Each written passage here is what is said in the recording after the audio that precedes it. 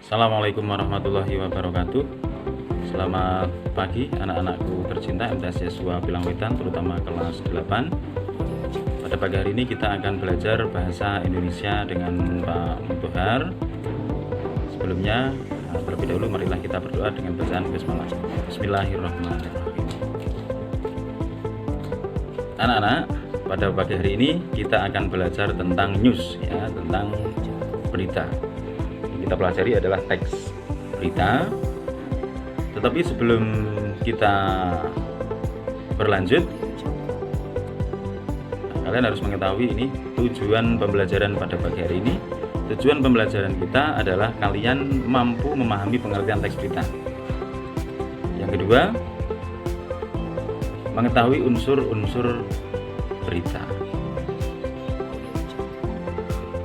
Pengertian teks berita sekarang. Teks berita adalah teks yang melaporkan kejadian, peristiwa, atau informasi mengenai suatu hal yang telah atau sedang terjadi. Jadi kuncinya adalah ini. 1.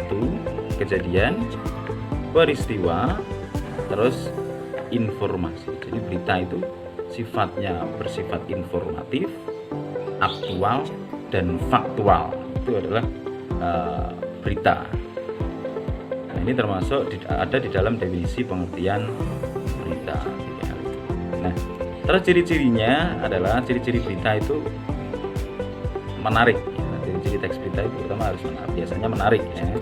Terus yang kedua, sifatnya terkini, karena berita itu pasti terkini beritanya atau aktual, tidak terlalu lama. Jadi misalkan 1 bulan yang lalu baru diberitakan itu, biasanya terkini. Bahkan 1 jam, 2 jam, 1 menit, 2 menit ini berita sudah bisa tersiar, ya. Kecuali media cetak biasanya menunggu sampai 1 hari, ya, mungkin untuk waktu mencetak. Yang ketiga, terpercaya atau faktual. Jadi setiap berita yang dikeluarkan itu harus dipertanggungjawabkan kebenarannya biasanya. Yang keempat, jelas. Bahasanya singkat, padat, dan jelas. Jadi bahasa berita itu, teks berita tidak ada yang bertele-tele seperti sastra dan lain sebagainya, ya. Jadi bahasanya singkat, padat, dan jelas. Anak-anakku yang saya cintai, kemudian berita yang baik itu yang bisa dikatakan benar adalah teks berita yang memenuhi beberapa unsur berikut. Unsur yang pertama di dalam bahasa Inggris ini, kalau kalian kita lihat dalam bahasa Inggris, pembelajaran bahasa Inggris ini ada unsur 5W1H, ya. Tapi di dalam bahasa Indonesia sendiri kita mempunyai singkatan, ya, untuk 5W1H. Ini ada yang namanya adik simba. Apa tuh Pak adik simba itu? Ini adalah singkatan. Kalau paut pecah seperti ini, jadinya A itu apa, D itu di mana, K-nya kapan, C-nya siapa, M-nya mengapa, B-nya BA-nya adalah bagaimana. Jadi keenam unsur ini menjadi pembentuk teks berita yang sempurna. Nah, aku sangat cintai ini. Kita langsung saja karena kita ke durasi waktu, ya.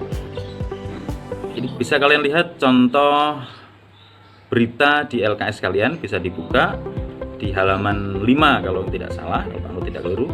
Kalau keliru mungkin bisa dicari, ya, dicari di halaman lain. Yang judulnya adalah diterjang banjir rob, jembatan beton di Demak nyaris putus, ya.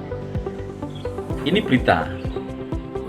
Ini kutipan berita, dan kita coba cari unsur-unsur beritanya. Di sini sudah ada unsur berita pada teks berita di atas adalah ini, kita lihat apa peristiwa yang terjadi, siapa saja yang terlibat dalam peristiwa tersebut, di mana peristiwa itu terjadi, kapan peristiwa itu terjadi, terus kemudian bagaimana peristiwa itu terjadi.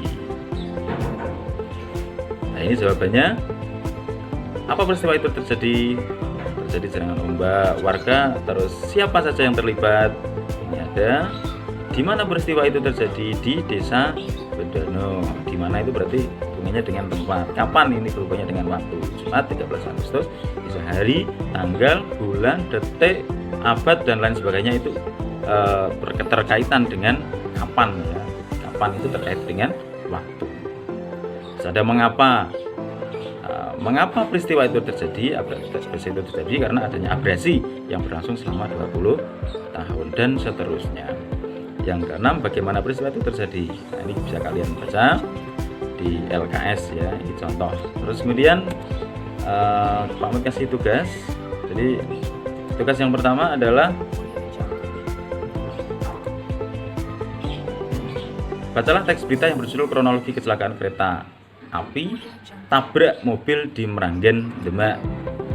Sudah kalian baca, kemudian carilah unsur-unsur beritanya seperti yang ini tadi ya, seperti ini. Jadi kalian nanti baca beritanya ini contohnya, terus kemudian dibuat seperti ini ya, dibuat seperti ini, dan nanti unsur-unsurnya di sebelah sini, di kolom-kolom di dalam kertas. Nanti di dalam kertas terus buat kolom, terus dibuat seperti ini. Terus nanti kalau sudah selesai, tugasnya sudah dikerjakan, silahkan kalian foto dan dikirimkan ke Pak Mut melalui WA ya, melalui WA Pak Mut. Nanti yang untuk pesantren Pak Mut bisa berkomunikasi nanti dengan pengurusnya, atau mungkin yang dekat di pesantren itu kan dekat, itu nanti bisa dikumpulkan di sekolah ya. Tetapi dengan ketika berangkat sekolah dengan menggunakan masker dan lain sebagainya. Baik, itu saja anak-anakku. Sekian, terima kasih. Mudah-mudahan kita diberi keselamatan secara terus-menerus. Sampai jumpa di pembelajaran berikutnya. Sekian, wassalamualaikum warahmatullahi wabarakatuh.